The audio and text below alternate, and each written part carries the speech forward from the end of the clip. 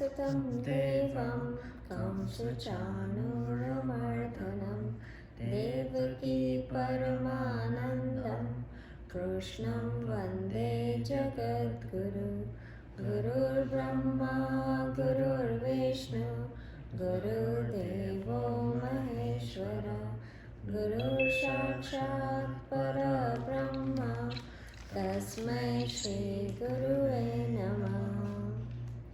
ॐ सहनाववतु सहनौ भुनक्तु सह वीर्यं करवावहै तेजस्विनावधीतमस्तु मा विद्विषावहै।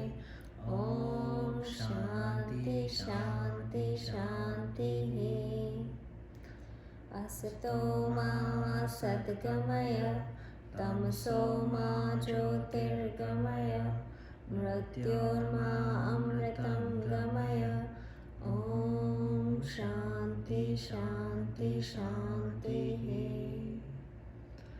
ॐ पूर्णमदः पूर्णमिदं पूर्णात् पूर्णमुदच्यते पूर्णस्य पूर्णमादाय पूर्णमेवावशिष्यते।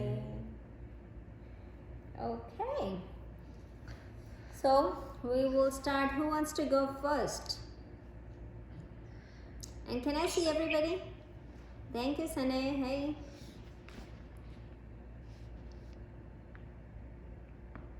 Hey, I saw Nishi, I saw Risha and Sasha and Sane, Neil. Hi, Sia. And oh, okay, so who wants to go first? Hi, Ansh. Anybody who wants to start? So we are just quoting Vivekananda Swami. You know, last week we spent the whole class talking about him. I just want to know that did you get to, have a feel of him, how he was and what he said and stuff like that. So Risha, you want to go first? Awesome. Let's start with it. Sure. So I found a quote and it said, if I love myself despite my infinite faults, how can I hate anyone at the glimpse of a few faults?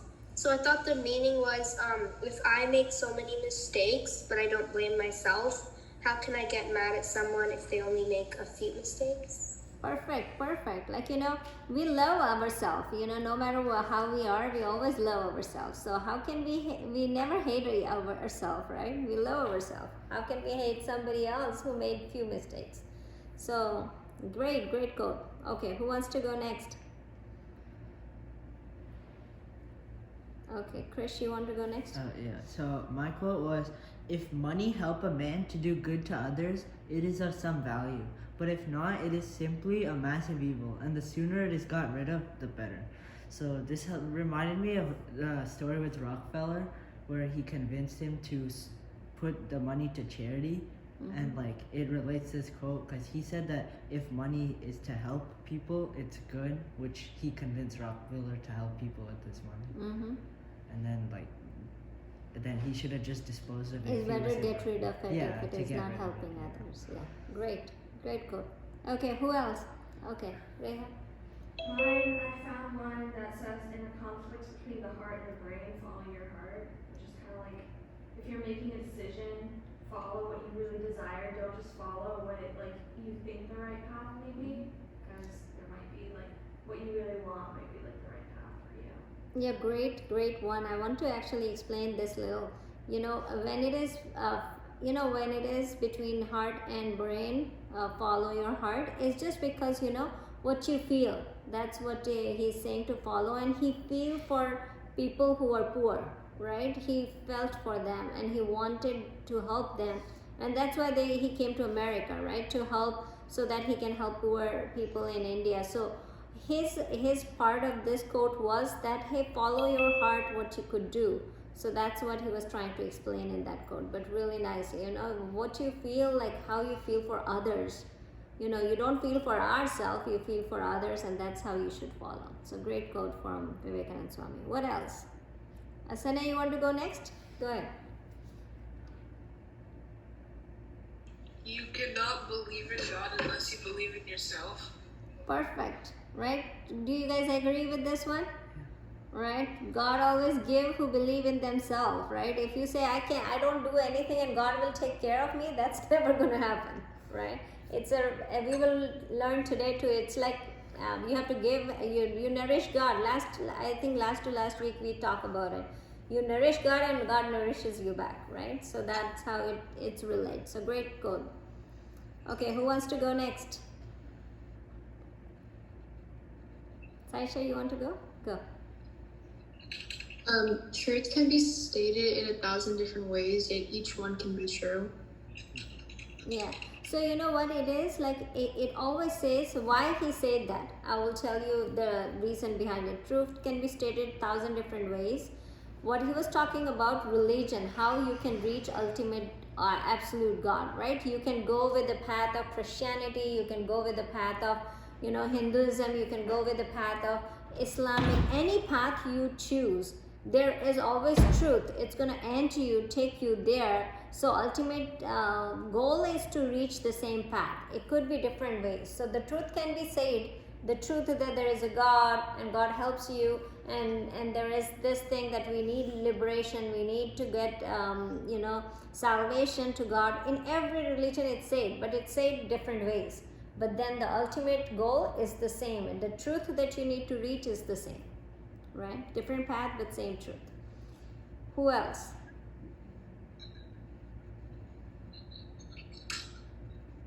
Anybody else want to say?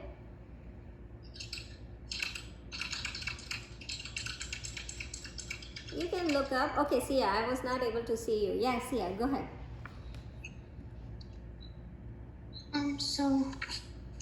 I found we are what our gods have made us, so take care about what you think. Yeah, perfectly fine. This is awesome. Awesome quote from Vivekananda Swami, because you know what we say? Our action matters. But he said, no, not the action. What matters is our thought, because action came next. Thought matters more than the action does, because thought gives action, right? Action doesn't give thoughts. Thought gives action. So always think about what you are thinking. It matters. So keep looking at what you are thinking. Are you thinking good, or are you thinking? Check yourself. Take a break and check. Are you going on the right? Are you thinking the right way or not? Right? So that was a great learning from him. Who else? Yes. Yeah, Nishi. I found one where it said, where can we go to find God if we cannot see Him in our own hearts and in every living being? Yes, perfect, right? If we cannot see inside, you can go to temples and mosque and everywhere and in church, and you will never be able to see God there either if you cannot find in your own heart. Yes. Avika, you want to go? I found strength is life and weakness is death. Say it again. Strength is life and weakness is death. Yes, strength is life and weakness is death. It's very self-explanatory. It's wonderful, right? Strength is the one. If you fall weak, that's where the death comes. Okay. You want to go, Anya?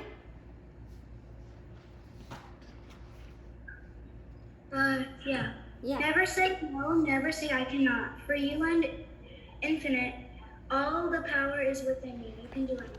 Yes, you can do anything. Never say no for anything, because you have that power. You have the power of infinity.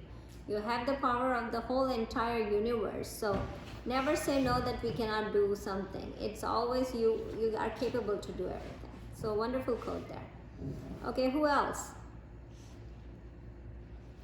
Anybody else? Neil, you want to go? Mine is everything is easy when you are busy, but nothing is easy when you are lazy. So true, right? When you are lazy, nothing is easy. Everything is hard, right? When you think that the test is gonna be really hard, what happened? Study. You didn't study. Why you didn't study? Because you were lazy, right? So everything is hard when you are lazy, and everything is easy when you're busy. Means when you do things, then it becomes easy, right? So wonderful, wonderful thought. Okay, anybody that I missed?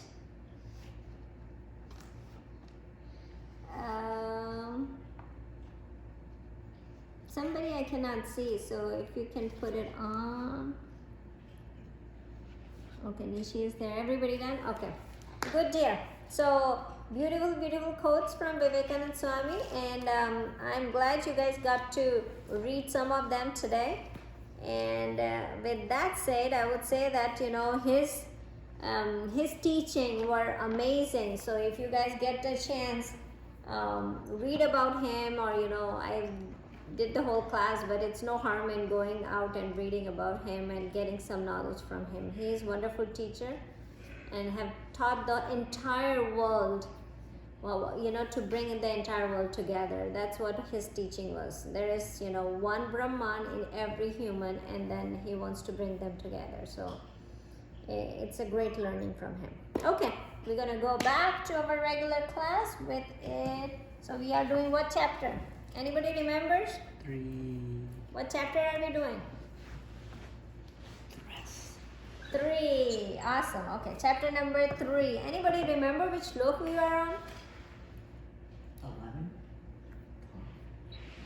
We did it till 12. We have to start. Yes, Sia knows. So what? Well, 12? my bookmark says 12.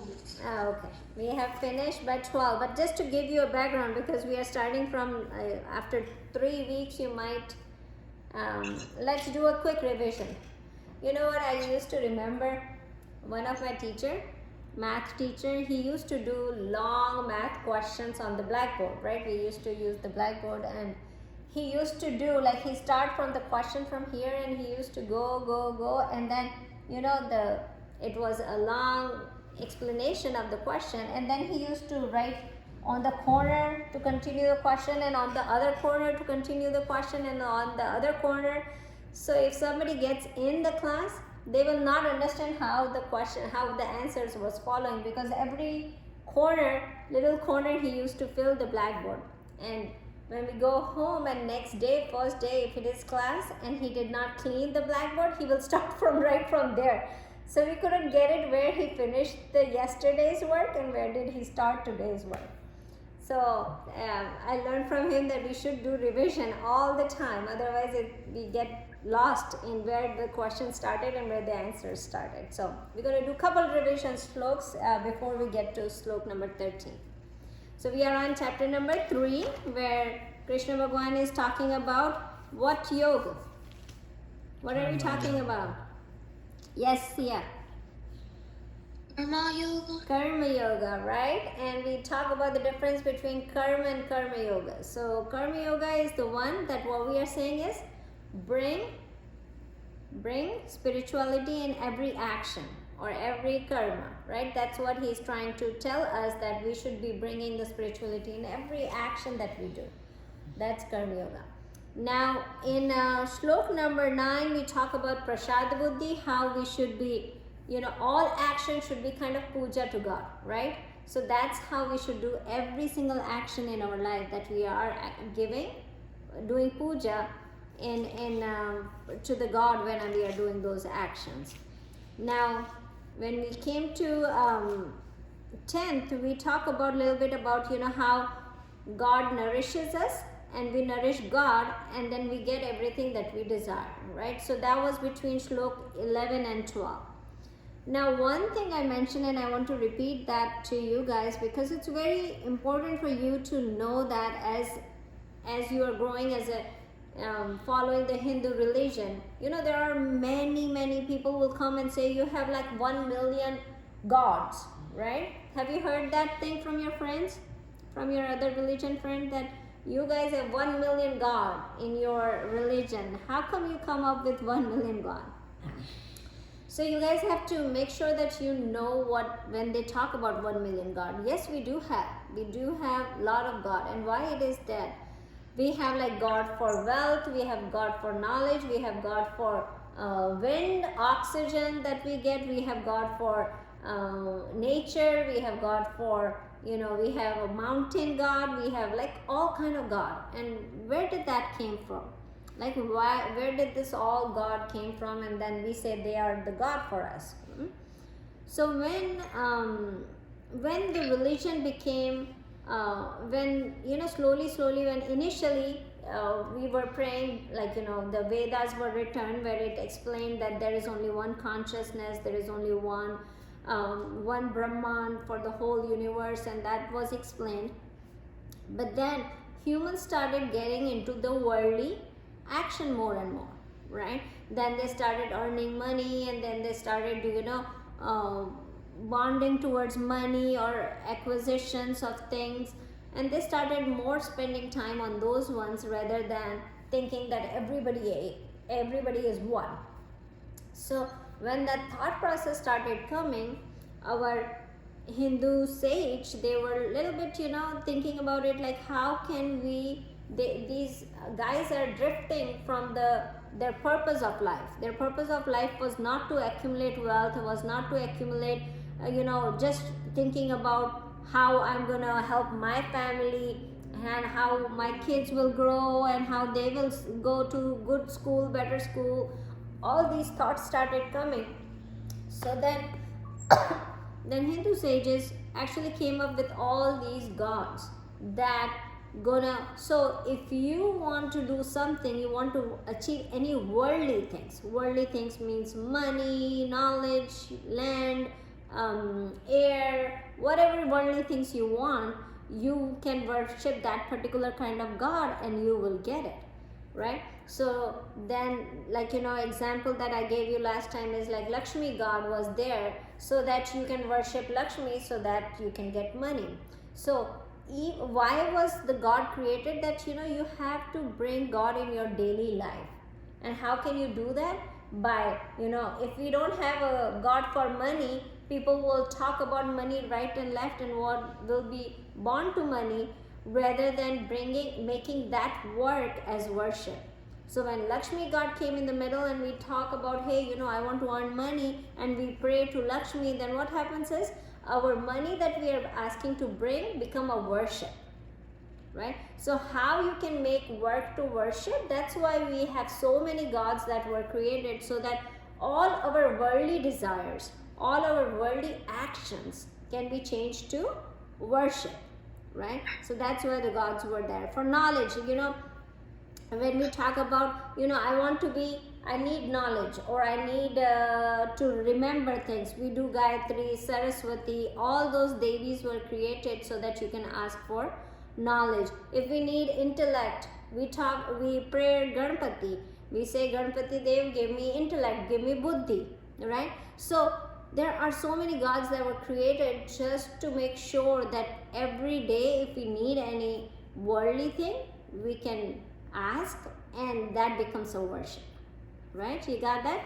So that's what it is, like you worship, you nourish the God and God nourishes you, and that's how you know, it was created. All these gods were created too. But you know, the main goal is to elevate to the higher level of higher goals, right? That was the main, and not go to the worldly gain. But now it's more important to get the worldly gains and goals than to get to the higher goal. But we here, you guys are all attending this class where we are actually talking about higher goal more than all these worldly goal, right? So we're not going to go into all the other details of worldly goals because we want to stay to the higher goal, right? So that was slok number verse 11. And then on verse 12, he repeated himself saying that, you know, we are doing the same, you know, God nourishes us, we nourishes it all. But then on the second line, he mentioned one thing, that the people who don't do that, like people who take, but don't give, right? Here what is? It is an exchange offer, right? You pray to God, God will give you what you want. But what happens when you don't pray to God and just keep taking from the nature? Then that person is known as thief, right? And you remember we read about there are 3 gunas in the Prakriti. In chapter 2, we talk about those 3 gunas that people are made up of. You remember what was it? Anybody remember 3 gunas? Rajasi, Tamasic, Sattvic. Can you not say it? Sorry. Let the kids know. So what are the 3 gunas? Yes, Sanay.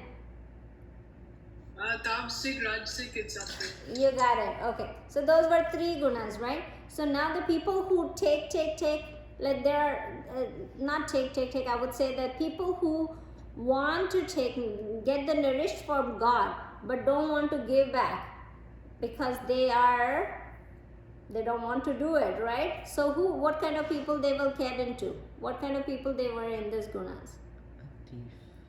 Thief. But what kind of guna will it come? Tamasic, right? Because what they want to do is they want to just lay down on the couch and they say, God, give me everything, but I'm not going to do anything for anybody, right? So that people are tamasic. So God is explaining in the shlok, people who are tamasic people, what they do.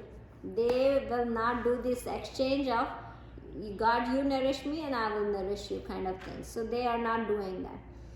So that's tamasic. And in even Islam, Prophet Muhammad pronounced that the best of you is one who is best by repaying. When you repay the best, that's the best human being is, right? So there also it is mentioned that it is like you have to, God will pay you and you have to repay back. And repay back could be different ways, right? It's not that you are going to go and put money in the temple, that's repaying back. No, you can help the society, you can do other things, you can do a lot of things for repaying back, right? So make sure that you remember that what in these 2 slokas we are talking about, God is giving us a lot, but we have our duty to repay, right? So like that was, huh? It's like your credit score. It's like your credit score. Are you studying credit scores these days? No. Okay. So let's move on to shlok number, that was 10 and 12. Let's move on to, let's move on to the 13th shlok and we will start from there. Sunny, you ready? Yes. To do the 13, everybody open your book on chapter 3, shlok number 13.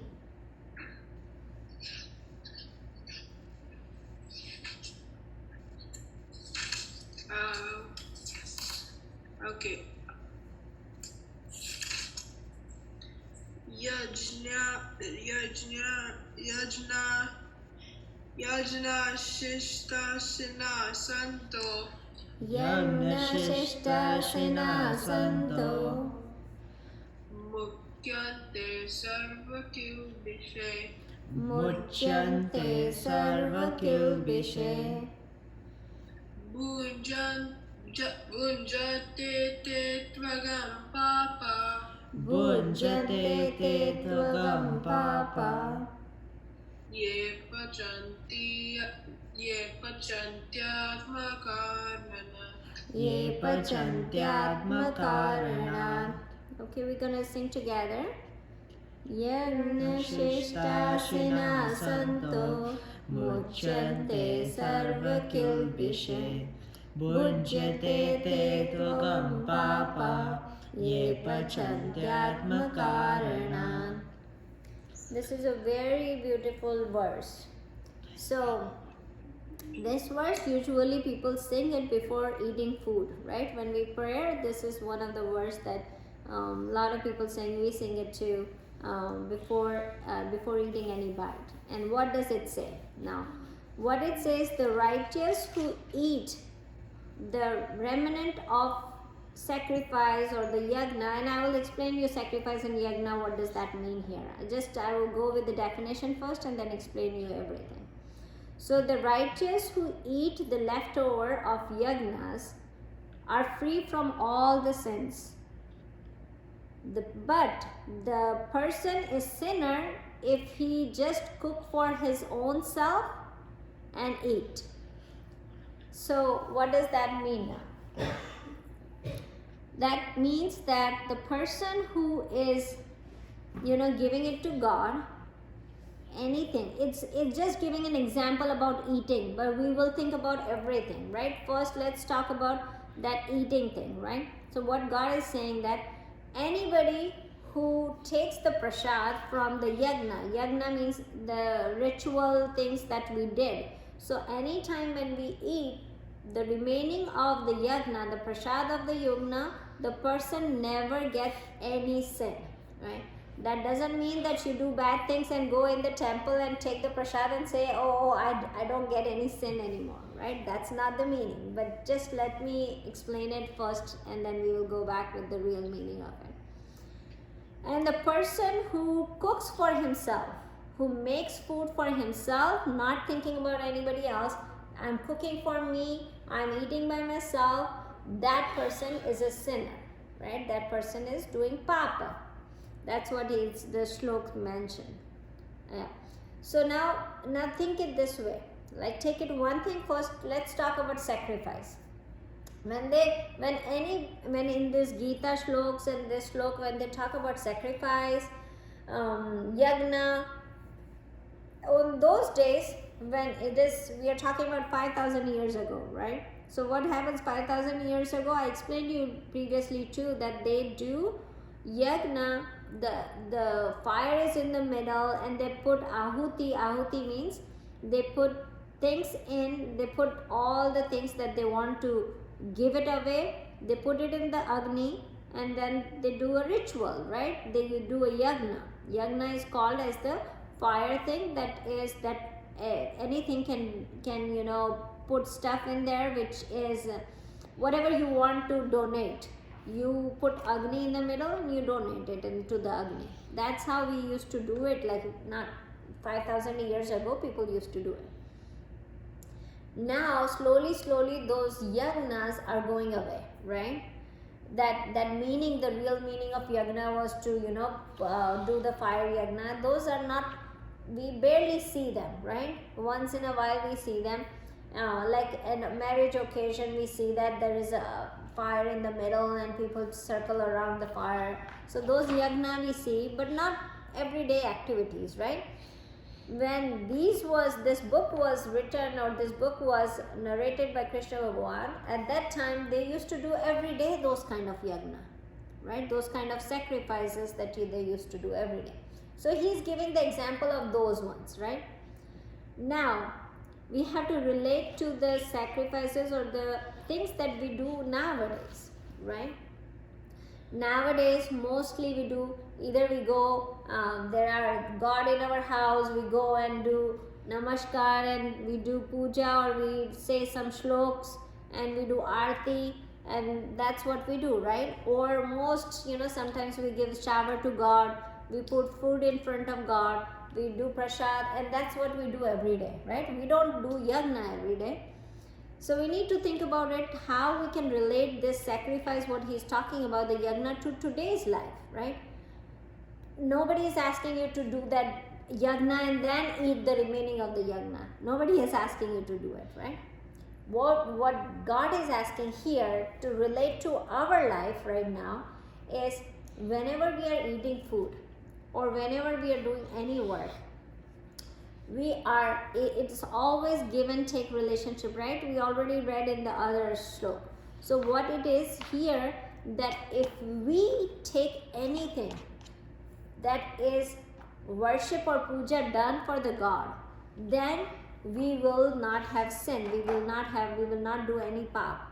But the people who don't do that will get pap, because they are just doing for themselves. So again we can say that we do it for other people, then we don't acquire the pap. We have a heart of helping other people, then we don't accrue the pap or the sin. But if we do only for ourselves, we keep thinking of ourselves, then it is pap. Now think about it. God already explained tamasic people in the previous shlok, right? They are thief if they just sit and they keep taking and they don't give back. Now here in this shlok he is explaining the other two. What is he explaining? Rajasi. The one that just cook for himself, don't do anything else. Who are those kind of people then? Rajasi. The people who just cook for themselves, not eat anything, not give it to anybody else. Who will that kind of people will be? Sanay, you want to say? Rajasic? Rajasic, right? So those people are Rajasic kind of people who only think about themselves. So not just food, not just cooking part. Even if they get money, they will keep it to themselves. Oh, I got this much money, but I need more, so I will keep it to myself. I'm not going to share my money with anybody. I'm not going to do any charity, nothing, right? I'm going to just take care of me. I will buy some clothes for myself. I will buy good big houses for myself. I will buy many cars for myself, but I'm not going to give it to anybody or help anybody, right? So they have passion. They have really big passion, but what passion do they have? They have for themselves, right? They are not having a passion for helping others. So those kind of people are Rajasic people.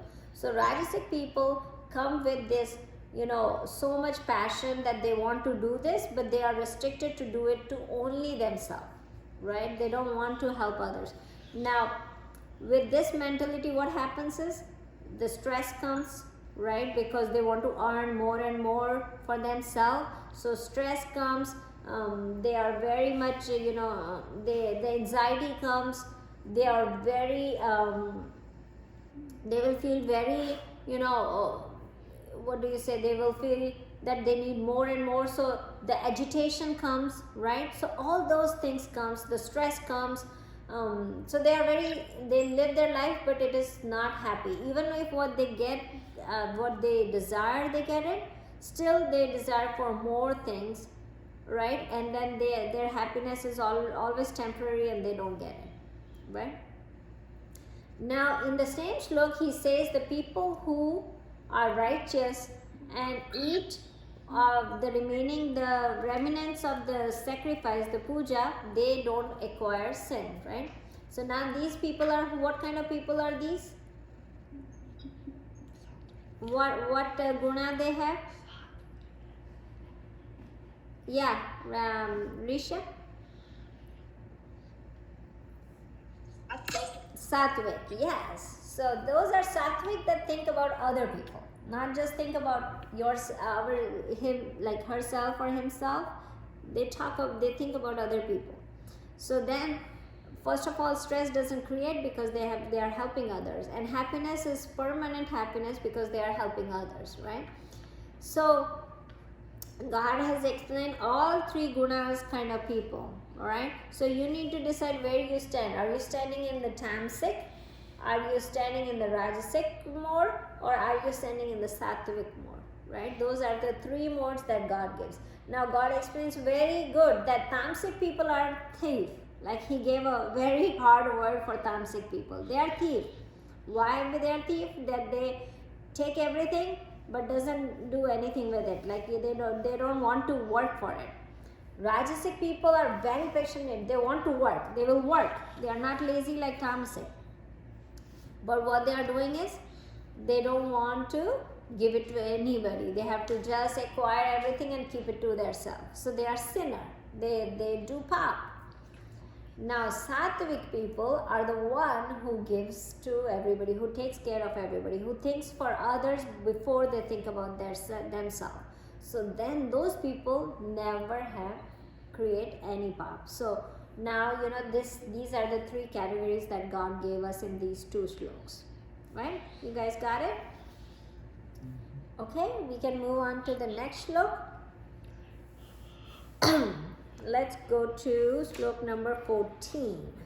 14, 15 and 16 are very quick shloks, so we will try to do it as much as possible today if we can. When I was saying it that we want to do 5 shloks today, and I was talking to Krish and I said, Krish, can we do 5 shloks today? And he said that, Mama, did you forget that this is Sonal's Gita class, not Krishna Bhagwan's Gita class? Krishna Bhagwan did this whole Gita in 2 hours. You took 2 years to just not even came to chapter 3. So 1 year to go to chapter 3. So he challenged me that if I can do 5 shloks in one class. So let's brush up and do 5 shloks. If it gets cut down, we will come back to the same Zoom link. So let's start with shlok number 14. Okay, Sana, you ready? Yes. Okay, let's go on shlok number 14. Annad bhavanti bhutani. Annad bhavanti bhutani. Purjanyadana sambhava. Parjanyadana sambhava. Yajnad bhavati parjanyo. Yajnad bhavati parjanyo. Yajna karma samudbhava. Yajna karma samudbhavat. Together. Annad bhavati bhutani parjanyadana sambhava. Yagnat bhavati parjanyo yagna karma samudbhava. Okay. In this, God is explaining, again, he's taking the example of sacrifice, but I will change it to nowadays what we do and connect with it, right? So here God says that because of food, we all survive, right? So explaining if you don't eat food, we don't survive. We might survive for a day or 2 or 3 and then the body will give up. So without food, no living being sustained. So we are sustained. You got it, turn off.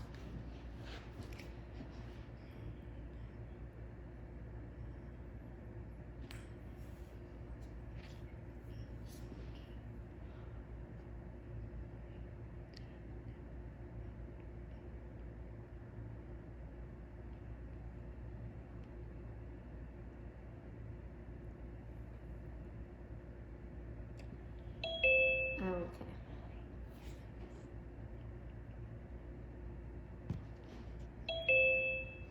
We have to admit everybody?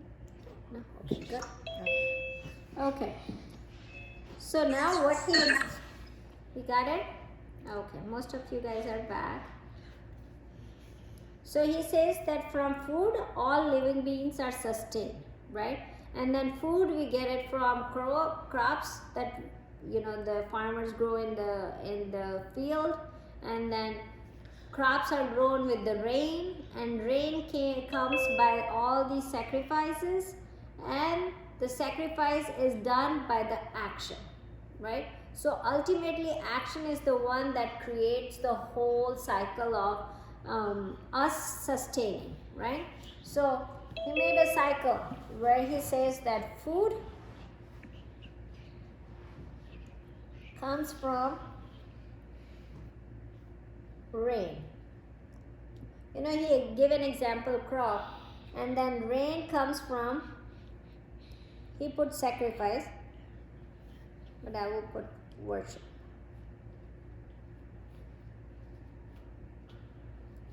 Worship comes from action, and action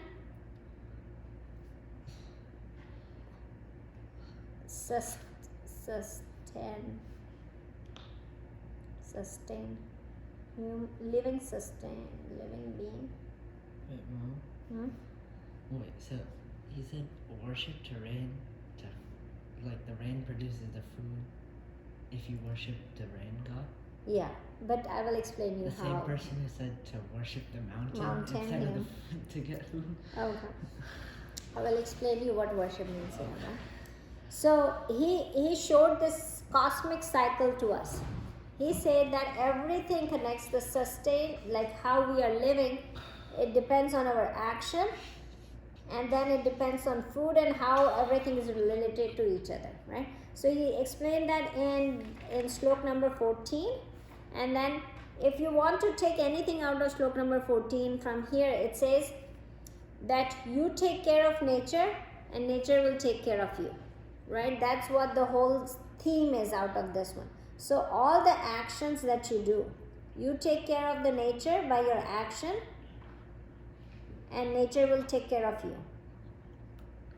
Now tell me, is that statement true or false? If you take care of the nature, the atmosphere around you, will nature take care of you? No. Why? Maybe. I don't know. You can't control nature. No, you can't. How do you say, Risha, why does this statement is so true? Give me an example. Oh, I know. Maybe like if farmers take care of their crops, then the crops give you food. Mm-hmm. Yeah. Something. True. That you are very close to the ultimate, that what we want to say on this one. Yeah. So if you take care of the nature, the atmosphere takes care of you. Tell me anything that you can give an example of it. Like atmosphere wise? Like Mm-hmm. every day? Yeah. Like carbon emissions? Yeah. Maybe? Yeah. Like if we cut down carbon emissions, then there would be less global warming, which nature would take care of. Take care of you, right? Isn't global warming is that we are not taking care of nature, so nature is saying, I'm not going to take care of you guys in few years. Yeah. Right? That's what it is. So it is not only Gita says it, like Gita said this 5,000 years ago, that buddy guys, take care of the nature and nature will take care of all living beings, right? It's not came out just now, but we did not take care of the nature. Like why is all these tsunamis are created? Why this COVID, all these kind of viral diseases are created? Why? Because we don't take care of nature, and nature actually mutate and give us something that is harmful to us, right? So nature always take care of you if you take care of nature. So it is give and take cycle, right? So Krishna Bhagavan, when he is explaining that, he did add the sacrifice and the worship into it, but it's a simple math. Don't worship it, but take care of it, right? That's what he is mentioning here. If you take care of nature, because nature is it will keep us sustained, right? If nature is not there, what's going to happen to us? We will vanish too, right? The nature did not support the dinosaurs. What happened to dinosaurs? They died. They got extinct, right? So same way, if we don't take care of nature, nature will not take care of us, and we will not be there anymore. Living organism will not be there, right? So God is trying to explain. Now think about it. The same God says everything is Brahman in chapter 2 and stop there. But now he is explaining one little thing about, it's not little, but this thing that, hey, you take care of nature and nature will take care of you. He's explaining to Arjun in chapter 2 just because, Arjun did not understand that highest level of knowledge, right? He did not. So he's breaking it down with Karma Yoga and explaining it. Forget about Arjun. We don't understand that either, right? So for us, God is breaking it down to a very minute level of what actions we need to take.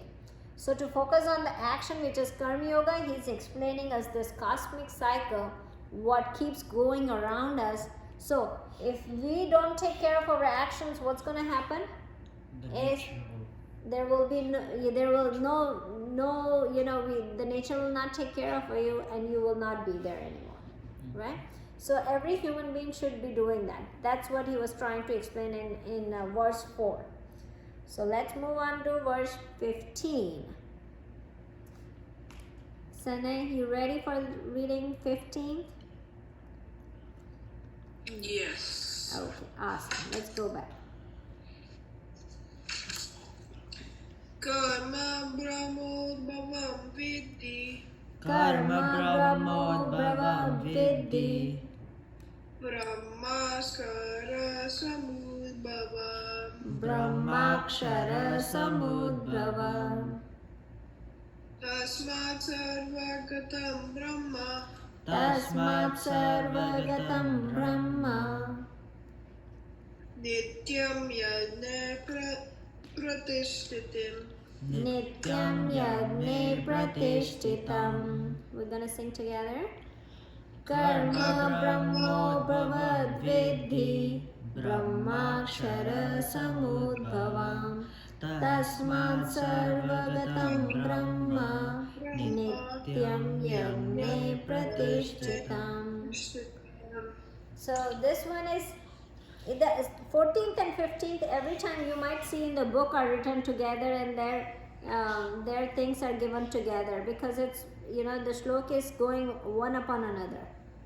So the first shlok 14th, he explained that nature takes care of you and you take care of nature, and then he ended to how it depends on the action you took. Now he is saying that all these actions that are, you need to take care of all these actions, they are coming from where? They are explained in Vedas. They are explained in Vedas, they are explained in, and who wrote Vedas?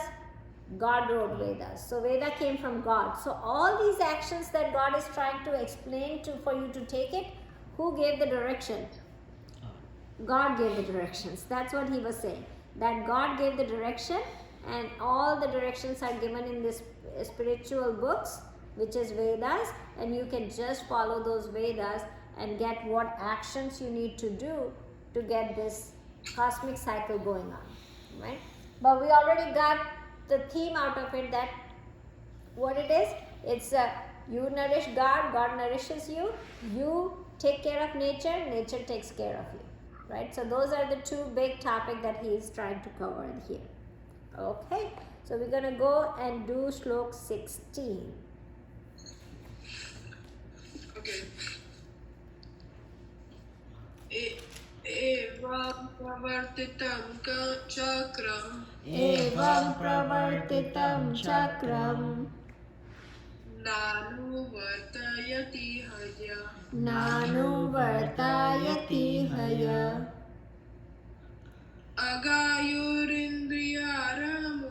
aghayorindriyaramo Mogam pata sajivyati. mogam partha sajivati. Let's do together. Evam pravartitam chakram nanu vartayati haya aghayorindriyaramo mogam partha sajivati. Good, good. So now he's summing it up with all the shlok that he was talking about, sacrifice and worship and all those things. He's summing it up with saying that this cycle, this cosmic cycle that he mentioned in shlok number 14 and 15, he said, set by me means he's talking about the God, set by me one who doesn't follow this. If they don't follow it, they live the life on desires, right? So they live on desires because they are not following this cosmic cycle. So they have desires and they will live on the desire, and their life is in vain.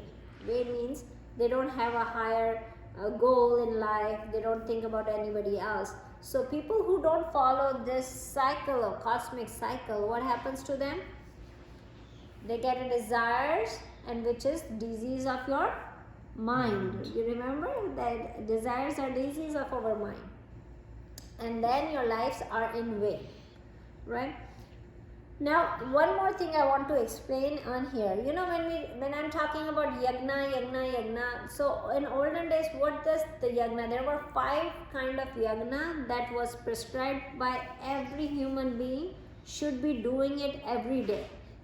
It was the Agni Yagna is separate, that is a ritual, but there was 5 different kind of yagnas that every human being should be doing, and I agree that every human being should be doing right now also, not just 5,000 years ago. So let's talk about those 5 yagnas that were there, that was explained in Vedas. The first yagna is Brahma Yagna.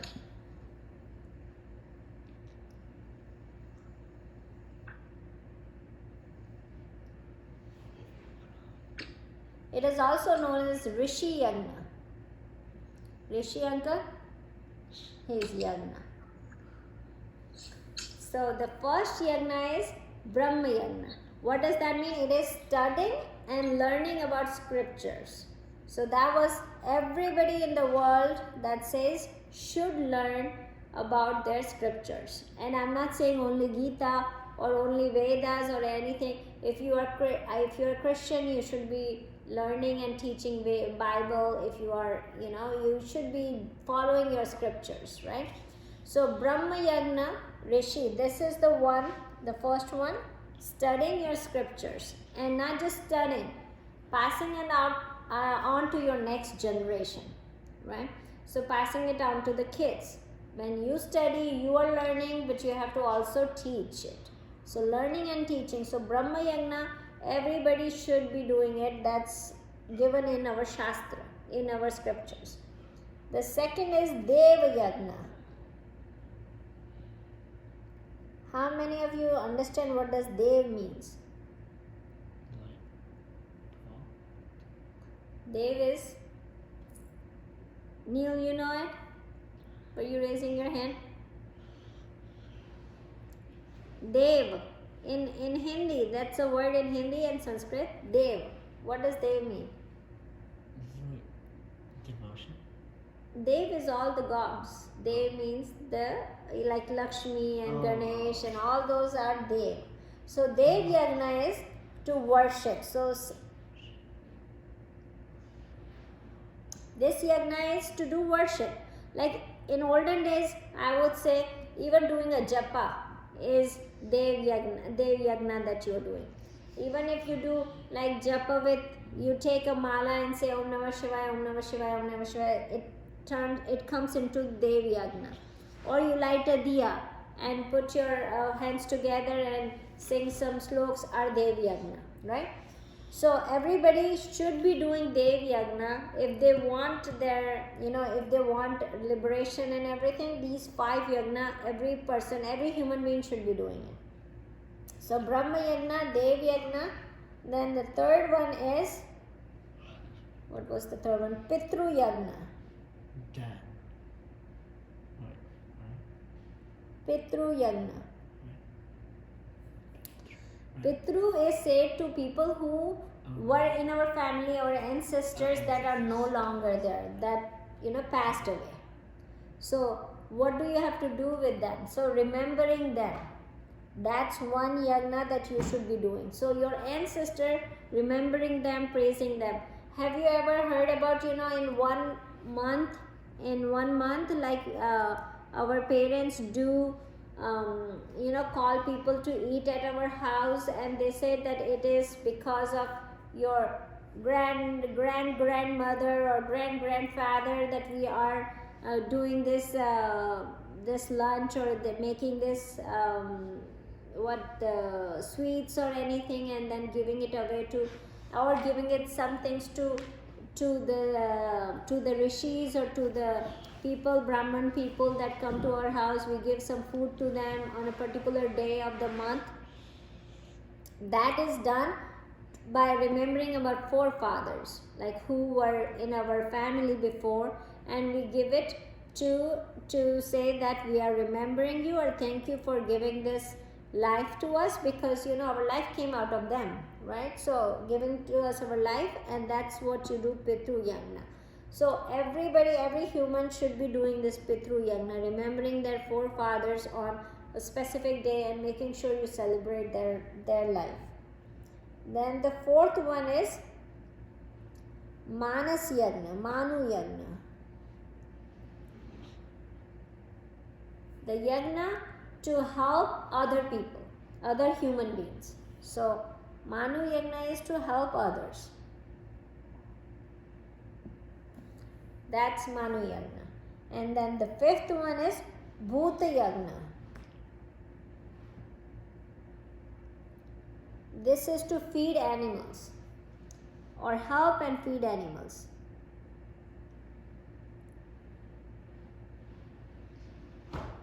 How many of you guys went to India and you have seen that when they make food ready, the first roti that they make, it goes to the cow or it goes to the dog, and they find dog on the street and give the food to the dog?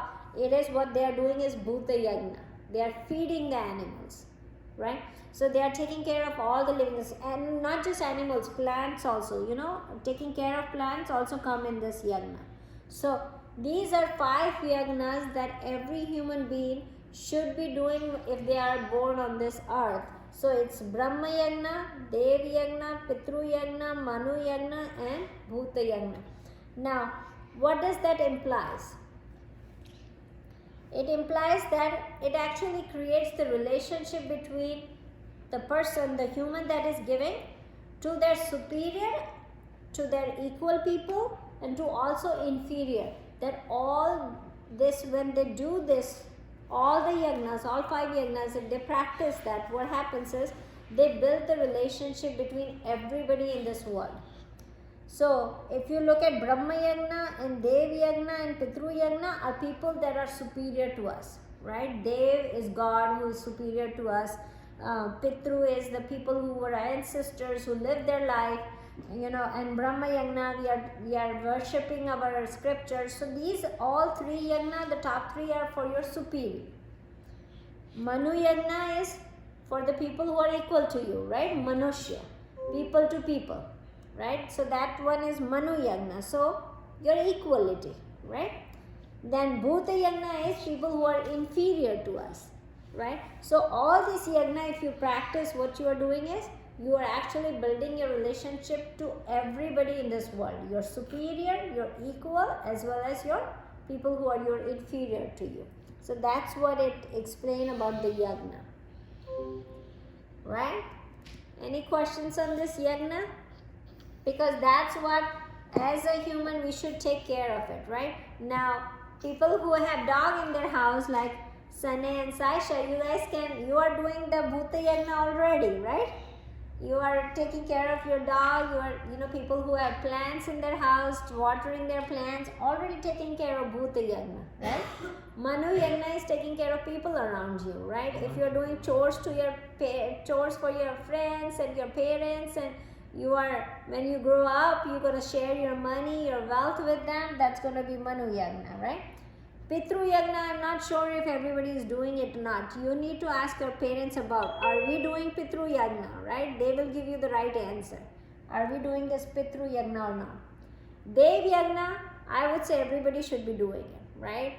Evening, morning, sometimes they should be worshipping God. That's our obligation that we should be doing it, right? So Dev Yagna we should be doing. Now Brahma Yagna we all are doing, right? One thing that we are together achieving is the Brahma Yagna. We are studying, we are learning the scriptures, and I'm sure that you guys gonna give it to your next generation also. You're gonna carry it over to the next generation. So we are already doing. So out of 5, I can say that at least 3 everybody is doing. Dev and Pitru, you guys have to decide whether you are doing it. Dev and Pitru, you guys have to talk to your parents and ask them, hey, are we doing this Pitru Yagna or not, right? And then get the answer, so we will discuss next time if you guys are doing Pitru Yagna or not, or Dev Yagna or not. Good? Yes?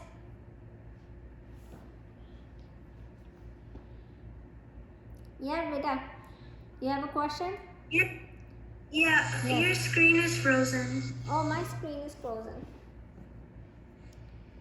Krishu, what happened? I don't know. Is my screen frozen for everybody? It says that your bandwidth is low, that's why. Oh, okay. Okay, but can you see the 5 yagna? Were you able to see the 5 yagna or no? No? It's Okay. really blurry. Like, I can't see it on the board. Oh, Send okay. it in the group chat Huh? later. You can send it. How about I will send the picture of this in the group with your parents? Would you take it from them? Yeah. Okay, great. I will send the picture to the group chat. I think we should make a group chat.